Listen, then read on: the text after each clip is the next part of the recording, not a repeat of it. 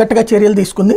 మద్యంపై పన్నులు పునర్వ్యవస్థీకరించి క్వార్టర్ 99 రూపాయలకి మద్యం అందుబాటులోకి తెచ్చింది. అలాగే మరో 11 రకాల బ్రాండ్లను ధరలను తగ్గించేలా ఇప్పటికే చర్యలు తీసుకుంది. దీంతో గత ప్రభుత్వంతో పోలిస్తే అమ్మకాలు పెరిగిన, ఆదాయం తగ్గింది. తక్కువ ధరకే నాణ్యమైన మద్యాన్ని అందుబాటులో తీసుకురావడంతో పేద వినియోగదారులు అటువైపు మళ్ళారు. ఫలితంగా వారి జేబులు ఖాళీ అయ్యే ప్రక్రియకి ఫుల్ స్టాప్ పడింది అంటూ వెర్రి వార్తలకి పతాక స్థాయనాలేమో, అతి తెలివితేటలకి పతాక స్థాయనాలేమో. ఎక్కువ తాగితే మనిషి బాగుపడతాడా, చస్తాడా, చంపుకు తింటారా? తక్కువ తాగడానికి ఎక్కువ రేట్లు పెడితే అది తప్పన్నాం.